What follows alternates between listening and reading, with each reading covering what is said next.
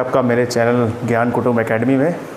साथियों, जैसा कि आप देख रहे हैं आधुनिक भारत की सीरीज़ हमारी एक पैसेंजर से कैसे अब थोड़ा सा सुपरफास्ट की तरफ बढ़ी है, तो उसको ही आज हम और कंटिन्यू करेंगे। सीटेट वाले भाइयों, आप निराश ना होइए, जूनियर के लिए आपके लिए काम तो हो ही रहा है ये, क्योंकि बाकी कंपटीशन के विद्यार्थियों की मांग भी है। तो मैं थोड़ा सा इतिहास का पार्ट भी लेके चल रहा हूँ साथ में, क्योंकि उधर रेलवे का एग्ज़ाम भी आ सकता है, जैसा कि सूचना मिली नवंबर दिसंबर तक हो सकता है। तो उससे पहले मैं हिस्ट्री कवर कर दूँ, तो मुझे थोड़ा सा इसके 2 वीडियो कंटिन्यूस डालने पड़ रहे हैं। और नेक्स्ट वीडियो जो डालूंगा वो मैं सीटेट के बाल विकास का अगला पार्ट डालूंगा, जो कि जीन प्याजे और मैंने ये सब बताए थे। उसके आगे के पार्ट के कुछ जो वाइगोत्स्की वगैरह बचे हुए हैं उनको बताऊंगा। उसके बाद बुद्धि से संबंधित क्वेश्चन, बुद्धि से संबंधित तथ्य और व्यक्तित्व के संबंधित तथ्य, ये सब करते हुए इम्पॉर्टेंट तथ्य आपको सीटेट में करा दूंगा, क्योंकि ये यूपी टेट नहीं है जिसमें कि मैं आपको केवल यूपी टेट में जैसे कि विस्तार में आता वैसे कराऊँ। तो उसको ध्यान रखते हुए सीटेट के इम्पॉर्टेंट तथ्य के हिसाब से जब आएगा सुपर टेट तब हम देखेंगे उस हिसाब से। लेकिन अभी यूपी SSC के जो हमारे छात्र हैं, सीटेट जूनियर वाले तो वहीं बोल ही दिया है, आरआरबी, एनटीपीसी, बीईओ वाले और एसएससी वाले, उनके लिए ये हमारा उत्तर मुगल काल का जो सीरीज़ चल रही है उनके लिए। तो पिछले पार्ट में आपने देखा था सिख धर्म को हमने लगभग पूरा विशाल रूप में, बहुत नहीं लेकिन हाँ इतने विशाल रूप में समझाया कि आपको 10 गुरु से संबंधित जो ऑब्जेक्टिव बनते हैं वो कहीं ना कहीं आप 99%, 100% कोई गारंटी नहीं लेता, 99% आपके ऑब्जेक्टिव बनेंगे। साथ ही साथ बंदा बहादुर और आपके रणजीत सिंह से संबंधित तथ्य का एक और वीडियो आया था, उसमें आपने उनको देखा था। अब एक पार्ट जो इसके पहले भी पढ़ाया जा सकता था, इसके सिख के और सिख के बाद भी पढ़ाया जा सकता है, वो उत्तर मुगल काल से संबंधित है, उसको आज हम लोग देखेंगे। फिर उसके बाद हम जाएंगे मराठों पे, मराठों से संबंधित क्वेश्चन, मैसूर साम्राज्य, फिर हम जाएंगे 1857 की क्रांति की तरफ बढ़ेंगे तो क्या भूमिका वहाँ से शुरू हुई। तो इस तरीके से हम पहुँचेंगे फिर स्वतंत्रता संग्राम पे। तो ये सभी कंपटीशन में आधुनिक भारत का महत्व तो बहुत ज़्यादा है, इसलिए मैंने आधुनिक भारत पढ़ाना पहले स्टार्ट किया आपको। तो आप बने रहिए और ज़्यादा से ज़्यादा भैया सबसे निवेदन है कि लाइक इसको करिए, सब्सक्राइब करिए और अपने मित्रों से कराइए, ताकि इस चैनल को और प्रमोशन मिले और महत्वता मिले। क्योंकि मैं मेहनत कर रहा हूँ, इतना आपको समझाता हूँ, उसके बाद भी बहुत समय जाता है सेटिंग वगैरह करने में, तो वो सब करने में समय लगता है। तो आपसे बहुत निवेदन है कि इसको आप थोड़ा सीरियसली इसकी मदद और लाइक कमेंट के द्वारा कीजिए। आइए साथियों शुरू करते हैं। तो सबसे पहले देखिए कि इसको उत्तर मुगल काल क्यों कहा जाता है। ये जो काल है इसको मैंने मतलब मुगल का जो साम्राज्य है उसको 2 भागों में बांटा हुआ है। इधर आप देख रहे हैं बाबर से लेकर औरंगजेब तक की बात है, और इधर बहादुर शाह प्रथम से बहादुर शाह द्वितीय तक की बात है। क्यों उत्तर मुगल काल कहा जाता है?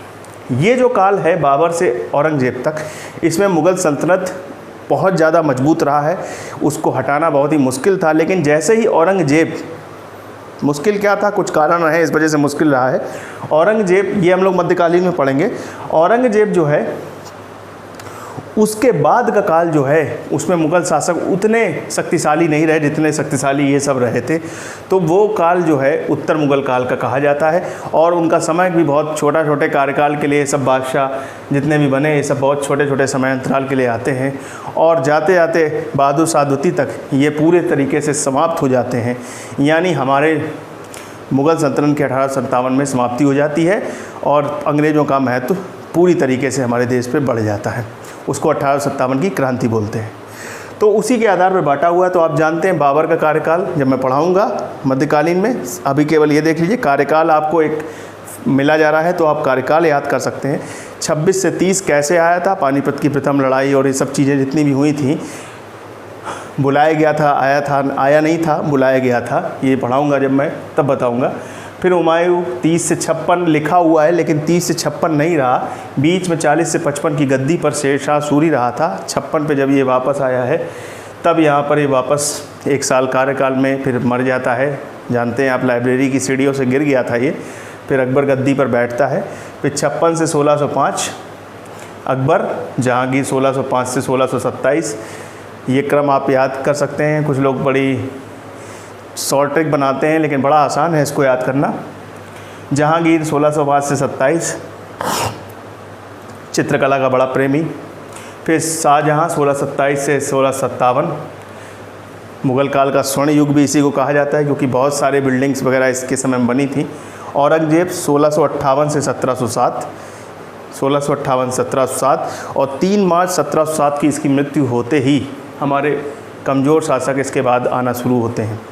तो कौन था ये बहादुर शाह प्रथम? फिर उसके बाद जहाँ देख रहे हैं आप जहादर शाह आया, फिर उसके बाद फर्रुखसियर, रफ़ीउद्दर्जात, रफ़ीउद्दौला, मोहम्मद शाह, अहमद शाह, आलमगीर द्वितीय, शाह आलम द्वितीय, अकबर द्वितीय, बहादुर शाह द्वितीय। तो इस तरीके से याद है। आप क्रम याद करने का बहुत सिंपल तरीका है। पहले याद करिए बहादुर शाह प्रथम 1707 से 1712, मात्र 5 साल इसने कार्य किया। इसका नाम जो था, मूल नाम मुअज्जम था। अब हुआ क्या था, औरंगजेब के 3 पुत्र थे, मुअज्जम, आजम, कामबख्श। मुअज्जम, आजम, कामबख्श, इसको भी याद कर लीजिएगा VVI करके, क्योंकि ये भी कई बार एग्ज़ाम में पूछा गया है कि औरंगजेब के कितने पुत्र थे, नाम क्या था। मुअज्जम, आजम, कामबख्श, ये भी याद रखिएगा, ठीक है, क्योंकि ये यहाँ से भी कनेक्ट है और पीछे से भी कनेक्ट है। तो जो मुअज्जम था वो वही है आपका बहादुर शाह प्रथम, जिसको शाह बेखबर की उपाधि भी दी जाती है। वो खफी खां ने दी थी इसको शाह बेखबर की उपाधि। फिर उसके बाद आपका आता है जहादर शाह, जिसका कार्यकाल है 1712 से 1713। लंपट मूर्ख, थोड़ा सा कमज़ोर शासक था, बहुत शासन में इसका शासन बेसिकली वजीर चलाता था, इसलिए इसको लंपट मूर्ख कहा जाता है। फर्रुखसियर, इसको घृत कायर कहा जाता है, 1713 से 19। तो 3 याद रखिए पहले, बहादुर शाह, जहादर शाह, फर्रुखसियर, 1707 से 12, 12 से 13, मात्र 1 वर्ष, 13 से 19, 6 वर्ष यहाँ पर। फर्रुखसियर को आपको 2 तथ्य मैंने बताए हुए हैं, जब पढ़ाऊँगा इसके बारे में अभी तो आपको याद आ जाएगा। रफ़ीउद्दर्जात और रफ़ीउद्दौला मात्र 1-1 वर्ष के लिए बनते हैं, दोनों सैयद बंधु थे। तो आप 3 याद रखिए, फिर रफ़ीउद्दर्जात और रफ़ीउद्दौला बीच में याद रखिए, फिर उसके बाद नीचे के याद रखिए 2। कौन कौन से 2 याद रखिए? मोहम्मद शाह और अहमद शाह। देखिए कितनी आसान तरीका है। बहादुर शाह प्रथम 7 से 12, फिर उसके बाद जहादर शाह 12 से 13, फिर फर्रुखसियर 13 से 19। इतने याद कर लिए आपने, 7 से 12, 12 से 13, 13 से 19, ठीक। फिर उनके बाद में विस्तार में ये सब चीज़ें मैं कवर ही कराऊंगा, लेकिन पहले तो क्रम याद होना चाहिए, क्योंकि क्रम से भी लगाने को कभी कभी ऑब्जेक्टिव में दे देता है कि कौन पहले आया कौन बाद में आया, ये भी लगाने को दे देता है। रफ़ीउद्दर्जात, रफ़ीउद्दौला एक साथ याद रखिए, क्योंकि ये केवल मात्र 19 में ही बने, दोनों 19 में ही इनका काम ख़त्म हो गया है। मोहम्मद शाह, अहमद शाह, दोनों में शाह शाह लगा, एक साथ याद कर लीजिए, पहले मोहम्मद शाह फिर अहमद शाह, ठीक है। तो 1948, 19 से 48, जिसको रंगीला बादशाह भी कहा जाता है, ठीक है। अहमद शाह 1748 से 54, अहमद शाह। तो इस तरीके से आप याद रखिए। सबसे ज़्यादा मोहम्मद शाह का याद रखिएगा, 19 से 48, सबसे ज़्यादा लंबा इसमें कार्यकाल दिख रहा है। अहमद शाह 48 से 54, मात्र 6 वर्ष। फिर जितने भी आ रहे हैं नीचे सब द्वितीय हैं, देख लीजिए आप। आलमगीर, शाह आलम द्वितीय, अकबर द्वितीय, बहादुर शाह द्वितीय। तो कैसे याद रखना है? पहले आलमगीर द्वितीय के 4 हैं, कौन कौन से?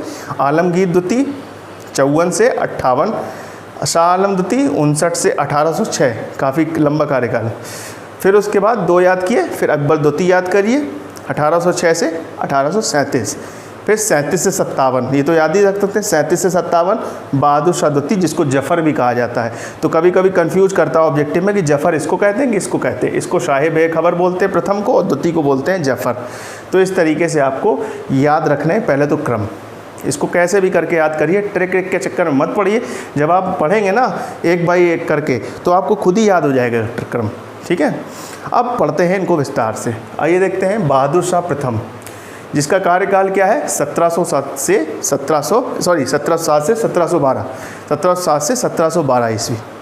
अब इसका क्या था? मूल नाम मुअज्जम था। हुआ क्या, औरंगजेब जब मरा 3 मार्च 1707 को, इसने अपनी क्या की वसीयत जो थी इन तीनों भाइयों में बांट दी थी। मतलब अपने तीनों बच्चों में, तीनों भाई जो थे उनमें बांट दी, ठीक है। जो आपस में 3 भाई थे, उसके तीनों बच्चे थे, आपस में उनमें बांट दी। लेकिन जानते हैं पेट किसका भरता है? नहीं। मुअज्जम ने क्या किया? अपने दोनों भाइयों से संघर्ष किया।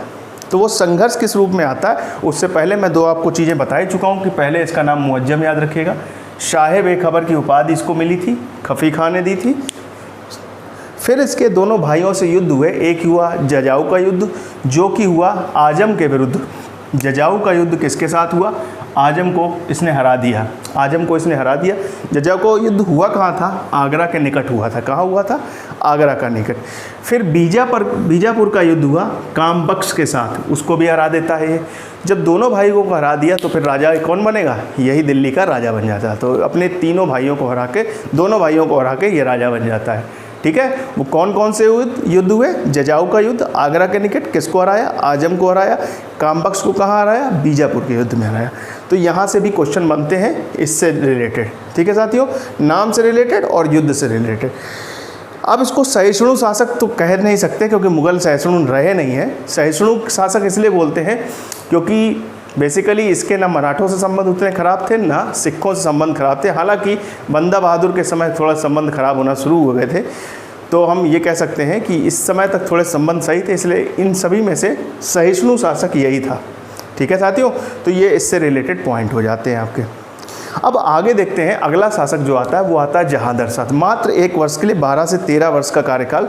तो 1712-1713 इसको कहते हैं लंपट मूर्ख। सबसे पहले तो यही सब पूछा जाता है ऑब्जेक्टिव में, लंपट मूर्ख किसको कहा जाता है? जहांदर शाह। नाम ही मूर्ख जैसा लग रहा है, जहांदर शाह। कमज़ोर शासक था। क्या इसकी कमज़ोरी थी? अब ये समझिए। हुआ क्या था, जुल्फ़िकर खां करके एक जुल्फ़िकर खां, इसने एक इसके इस राज्य में एक सामंत था, उसने इसका सहयोग किया। अब सहयोग क्यों करेगा भाई? इसका पुत्र है तो इसको सीधे बना देना चाहिए। नहीं, इसके 4 पुत्र थे। किसके? बहादुर शाह के, जहांदर शाह और इसके अलावा 3 और थे। ठीक है, तो हुआ क्या, उन तीनों में से बुद्धिमान और भी थे जो इससे ज़्यादा काबिलियत रखते थे। लेकिन हुआ क्या, जुल्फ़िकर खां चालू था। उसने क्या किया, उसने ये समझा कि हम ऐसे को बना दें जिसको बना दें बस वो बना रह जाए और कार्यकाल हम सब संभालें। तो जुल्फ़िकर खां ने किया, जो सबसे मूर्ख था चारों बच्चों में, उसको राजा बनवा देता है। उसके सहयोग से राजा बना। अब जिसने राजा बना दिया तो जहांदर शाह क्या किया, उसको खुश होके वजीर बना देता है। तो जहांदर शाह ने इसको, जुल्फ़िकर खां को क्या बना दिया? वजीर बना दिया। ठीक है, जहांदर शाह ने जुल्फ़िकर खां को क्या बना दिया? वजीर बना दिया। ये भी क्वेश्चन आता है, किसने मदद की थी? जहांदर शाह की, जुल्फ़िकर खां की। क्योंकि कमज़ोर था, कम मतलब योग्य था, इसलिए इसको लंपट मूर्ख भी कहा जाता है। और एक और देखिए, मूर्खता में शासन, इसके संबंध किससे थे? लाल कुंवरी नामक वैश्या से थे, जिसके कारण इसको बदनामी मिलती थी। तो एक ये भी धब्बा इसने लगवा लिया कि लाल कुंवरी नामक वैश्या से भी इसके क्या थे? संबंध थे।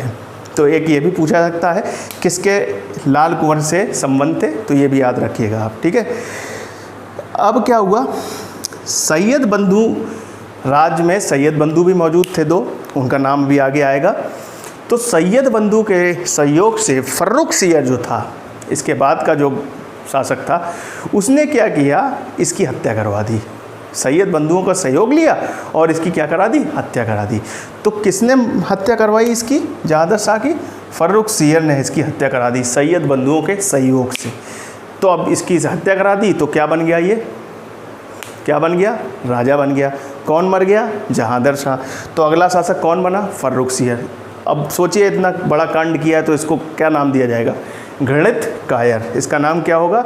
घृणित कायर। यहाँ लिखा नहीं है, ऊपर लिखा हुआ है ऑलरेडी, लेकिन लिख लीजिएगा। इसको क्या बोलते हैं हम लोग? घृणित कायर बोलते हैं। सैयद बंधुओं, वो बंधु कौन थे? उनका नाम यहाँ आ गया, अहमद, अब्दुल्ला खां और हुसैन खां। अब्दुल्ला हुसैन याद रखिए, दोनों याद हो जाएंगे, दोनों में खां लगा दीजिए। अब्दुल्ला खां और हुसैन खां, इन दोनों ने क्या किया? इसकी मदद की थी, इसको मरवाने में जहांदर शाह को। तो इसको क्या हुआ, जब मदद की थी तो इनको भी पद मिलेगा। क्या बना दिया? अब्दुल्ला खां को वजीर बना देता है और हुसैन खां को मीर बख्श बना देता है। ठीक है, तो आप ये सोचिए, इन दोनों को पद दे दिए। लेकिन होता क्या है, यही दोनों बाद में फर्रुखसियर को भी मार देते हैं। क्या सोचते हैं कि मुग़लों को हटा दो, अब सैयद का एक मतलब जो सैयद का जो एक बोलना चाहिए क्रम है, वही मुग़ल शासक बनता रहे। तो इसने क्या किया, फर्रुखसियर को भी ये दोनों मरवा देते हैं बाद में। ठीक है, फर्रुखसियर की मदद भी यही करते हैं, लेकिन मरवा भी बाद में देते हैं। अब एक इम्पॉर्टेंट तथ्य मैंने पिछले ही वीडियो में पढ़ाया है कि बंदा बहादुर को फांसी दी थी 1716 में इसी ने। किसने? फर्रुखसियर ने। फर्रुखसियर ने ही 1716 में बंदा बहादुर को दिल्ली में फांसी दी थी। पिछले वीडियो में ही बताया आपको। और मैंने पिछले वीडियो में जब आपको यूरोपीय आगमन पढ़ाया था अंग्रेज़ों का, तब मैंने बताया था फर्रुख सियर के साथ अंग्रेज़ों का एक शाही फरमान पे हस्ताक्षर हुए थे 1717 में, जिसको मैग्ना कार्टा बोला जाता है, जिसमें कि बंगाल और बम्बई पे कुछ नियम के तहत 3,000 रुपये वार्षिक के रूप में एक शाही फरमान दिया गया था कि आप इतना देते रहिए, वहाँ फैक्ट्री लगा लीजिए, वहाँ अपने सिक्के डालते रहिए। तो वो जो फरमान है वो अंग्रेज़ों को 1717 में इसी के समय दिया गया था। वो बहुत इंपॉर्टेंट क्वेश्चन है, किसके द्वारा दिया गया था शाही फरमान अंग्रेज़ों को, जिसको मैग्ना कार्टा बोला जाता है? फर्रुख सियर के द्वारा। कब दिया गया था? 1717 में। याद करिए, पिछले वीडियो में मैंने पढ़ाया हुआ है, पिछले वीडियोज़ में जब देखेंगे आप। ठीक है साथियों, यही आपका रिविज़न भी कराता रहेगा। और सबसे इम्पॉर्टेंट क्वेश्चन, ये तीनों तो हैं ही इम्पॉर्टेंट, इसके साथ जो एक इम्पॉर्टेंट क्वेश्चन बनता है वो कि राजस्थान का जो राजा था जय सिंह, ध्यान से देखिएगा, उसको सवाई की उपाधि, सवाई जय सिंह बोलते थे, तो उसको जो सवाई की उपाधि जो है वो किसने दी थी? फर्रुख सियर ने ही दी थी। ये बहुत इंपॉर्टेंट क्वेश्चन है, ये सब ऑब्जेक्टिव बन रहे हैं, आप खुद देखिएगा ये पेपर्स में आते हैं। तो राजा जय सिंह को सवाई की उपाधि किसने दी थी? फर्रुख सियर ने दी थी। तो आइए रिकॉल दोबारा से कर लेते हैं फिर से कि सैयद बंधु जिन्होंने इसकी मदद करी, अहमद और अब्दुल्ला और हुसैन, अब्दुल्ला को वजीर बनाया, हुसैन को मीर बख्श बनाया। ठीक है, इन्हीं ने बाद में मार डाला है। फिर क्या हुआ? बंदा बहादुर को 1716 ईस्वी में क्या हुआ? इसने बंदा बहादुर को फांसी दे दी थी दिल्ली में। 1717 का मैग्ना कार्टा जो अंग्रेज़ों के साथ शाही फरमान इसने दिया था 3000 वार्षिक में बंगाल बिहार में शासन के लिए, वो इसी के द्वारा फर्रुख सियर के द्वारा दिया गया था। और सबसे अहम घटना, राजस्थान के राजा जय सिंह को सवाई की उपाधि किसने दी थी? फर्रुख सियर द्वारा ही दी गई थी। तो बहुत इंपॉर्टेंट क्वेश्चन है, इतने आप 3 को दोबारा से पढ़िएगा, फिर उसके बाद 2 पढ़िएगा। देखिए कितने आसान है, इन 3 का क्रम आपको याद ही हो गया। अब 2 देखिए कौन कौन से हैं, रफ़ी-उद-दौला, रफ़ी-उद-दौलत। अब जब सैयद बंधु मर गए तो सैयद बंधुओं ने ही फर्रुख सियर को मार दिया, तो सैयदी बंधु का शासन आएगा। तो रफ़ी-उद-दौला और रफ़ी-उद-दौलत दोनों ही, ये दोनों क्या है? दोनों ही सैयद थे। क्या थे? दोनों सैयद ही थे। ठीक है ना। फिर क्या हुआ? लेकिन अब देखिए बुरा कर्म किए थे तो मात्र एक साल में इनको रोग हो गए। 1719 में ये भी बना। 1719 में क्यों बनना पड़ा? क्योंकि ये टीबी से मर गया। किससे मर गया? ये टीबी से इसकी मौत हो गई। ये किससे मर गया? पेचिस से मर गया। दोनों ही बीमारियों से मर गए, रफ़ी-उद-दौलत और रफ़ी-उद-दौला, दरजात और दौला। तो सैयद बंधु थे दोनों की मृत्यु हो जाती है। मतलब ये अलग सैयद हैं, वो अलग सैयद है, लेकिन है सैयद सब, दोनों ही सैयद थे, दोनों की मृत्यु हो जाती है। अब क्या हुआ? मुग़ल शासक फर्रुख सियर के बाद जो बनता है वो है मुहम्मद शाह। अब मुहम्मद शाह ये समझ गया था कि सैयद बंधु जब फर्रुख सियर को नहीं छोड़े, जिन्होंने उसकी मदद की थी लेकिन तब भी उसको मार दिया, तो सैयद बंधुओं को पहले हटा दिया जाए। तो पहले तो याद रखिएगा, सैयद बंधुओं का दमन किसने किया? मुहम्मद शाह ने किया। तो उसने पहले दोनों अपने कांटों को हटा दिया, तभी इसका कार्यकाल देख रहे हैं इधर 13 से 17, 13 से 19, इतने छोटे छोटे कार्यकाल हैं, और इसका कार्यकाल तभी बढ़ गया क्योंकि उसने जो कांटे थे वो हटा दिए, सैयद बंधुओं को क्या कर दिया? मार दिया। बहुत इंपॉर्टेंट क्वेश्चंस यहाँ पे बनते हैं साथियों, इनको देखना है हमको। रंगीला बादशाह इसको कहा जाता था, काफ़ी अयासी से रहता था, रंगील मिजाज का था, तो इसको हम लोग क्या बोलते हैं? रंगीला बादशाह बोलते हैं। तो ये भी पूछा सकता है, 1 नंबर का ऑब्जेक्टिव क्वेश्चन बनता है कि रंगीला बादशाह की उपाधि किसको दी गई थी? मुहम्मद शाह को। फिर यहाँ से एक बहुत ही इम्पॉर्टेंट घटना आती है कि नादिर शाह, जिसको ईरान का नेपोलियन भी कहते हैं, पहले तो एक ऑब्जेक्टिव ये बना कि किसको ईरान का नेपोलियन बोलते हैं? नादिर शाह। उसने क्या किया? इसके कार्यकाल में 1739 में भारत पर आक्रमण किया। 1739 पे भारत पे आक्रमण किया। देखिए 1948 तक इसका, 1748 तक इसका कार्यकाल है और 39 में आक्रमण होता है इसके समय। नादिर शाह ने क्या किया? मुहम्मद शाह के समय आक्रमण किया और कत्लेआम मचा देता है दिल्ली में आके, और सब लूट के ले जाता है, और करीब 57 दिन रुकता है, बहुत लूट-पाट मार काट सब मचाता है, और यहाँ से मयूर सिंहासन जो गया है यही लेके चला जाता है। कोहिनूर जो था लेके चला जाता है, वो बात अलग है, मैंने पिछले वीडियो में बताया है कि शाह सुजा, फिर बाद में एक जो अफ़गानी था, कैसे देखिए हीरा टहल रहा है, हीरा ले गया वापस शाह सुजा के द्वारा, पिछले वीडियो में वो आ जाता है, आना वो आगे आया है लेकिन पढ़ा पिछले वीडियो में दिया है आपको। तो कोहिनूर कौन ले गया था उठा के? नादिर शाह। मयूर सिंहासन कौन ले गया उठा के? नादिर शाह। तो ये एक इम्पॉर्टेंट क्वेश्चन बनता है कि मयूर सिंहासन जिसको तख्ते हाउस भी बोलते हैं और कोहिनूर हीरा ये अपने साथ ले गया, कत्लेआम मचाता हुआ 1739 में इसका आक्रमण हुआ इनके समय। किसके समय? मोहम्मद शाह के। तो यहाँ से साथियों एक इम्पॉर्टेंट क्वेश्चन भी बनता है, वो आप खुद सोचिए ज़रा क्या बनेगा। एक मिनट सोचिए ज़रा क्या बनेगा। अरे भाई यही तो बनेगा कि वह कौन सा सुल्तान था जो मयूर सिंहासन पे आखिरी बार बैठा। वह कौन सा मुग़ल साम्राज्य शासक था जो मयूर सिंहासन पे आखिरी बार बैठा? तो वो कौन था? मोहम्मद शाह। किसने बनवाया था मयूर सिंहासन? इन भाई साहब ने। किसने? शाहजहाँ ने। खुर्रम भाई साहब, इनका नाम खुर्रम था। शाहजहाँ ने बनवाया था मयूर सिंहासन। उसको ये लूट के ले जाता है। कौन ले जाता है? नादिर शाह। अंतिम कौन बैठा? मोहम्मद शाह, क्योंकि इसके समय पे। तो इस तरीके से याद रखिए, ठीक है साथियों। अब क्या हुआ, इसके समय की एक इम्पॉर्टेंट घटना है कि इसके समय कुछ राज्य स्वतंत्र होते हैं, अलग अलग हो गए। उन्होंने अपने आप को मुग़ल से अलग करना शुरू किए। वो बात अलग है कि वो मुग़ल से अलग हुए, लेकिन वो साम्राज्य मुग़ल से ही कनेक्टेड था। लेकिन क्या हुए, उन्होंने अपने साम्राज्य अलग अलग कर लिए। देखिए कमज़ोर होना शुरू हो गया ना मुग़ल सल्तनत, इसीलिए उत्तर मुग़ल काल कहते हैं। अवध अलग हुआ, बंगाल अलग हुआ, हैदराबाद और कर्नाटक ये सब अलग हो गए। अवध का जो हिस्सा अलग हुआ उसको देख रेख करने वाला कौन था? सआदत खां था। सआदत खां, ठीक है। इसके बारे में भी आगे बता दूंगा मैं, इसके आगे कौन कौन आए हैं। बंगाल को किसने किया? मुर्शिद कुली खां। हैदराबाद का किसने देखा? चिंकलिक खां। और कर्नाटक का सादतुल्ला खां। इन सब लोगों ने अपने अपने राज्य अलग करके स्थापित कर लिए, मतलब मुग़ल से अलग हो गए, ये बट गए। अवध मतलब जो उत्तर प्रदेश का एरिया, बिहार से थोड़ा कनेक्टेड एरिया आता है, वो आपका हो गया सआदत खां। बंगाल मुर्शिद कुली खां। बंगाल असम वाला जो पूरा एरिया है वो मुर्शिद कुली की खां के क्षेत्र में चला गया। हैदराबाद चिंकलिक खां के क्षेत्र में चला गया और कर्नाटक सादतुल्ला खां के क्षेत्र में चला गया। तो इस तरीके से मुग़ल सल्तनत और कमज़ोर होने लगी। तो और ये क्या हुआ, यहाँ पर इसके समय ही सब कुछ हुआ है। तो कितने ढेर सारे ऑब्जेक्टिव आपको आज के वीडियो से मिल रहे हैं। और अभी ये ख़त्म नहीं हुआ है, इसके बाद आपके आएंगे अहमद शाह आएगा, आलमगीर द्वितीय, शाह आलम द्वितीय, अकबर द्वितीय और बहादुर शाह द्वितीय। तो इसके बाद ये सब आपके आएंगे वीडियोस में, अगले वीडियोस में हम देखेंगे। तब तक आप बने रहिए, इसके नोट्स बनाइए। अब मैं इसको थोड़ा सा और बता दूंगा, तब ऑब्जेक्टिव आपका, मैं सिक्के का भी डालना बाकी है, सिक्के के बाद आपका इसके भी ऑब्जेक्टिव डाल दूंगा, तो इसकी तैयारी भी करते चलिए। ठीक है दोस्तों, मिलते हैं अगले पार्ट में। तब तक अपना ध्यान रखिए, स्वस्थ रहिए, कोरोना से बचाव करिए और पढ़ते रहिए। भारत माता की जय। जय हिंद, जय भारत।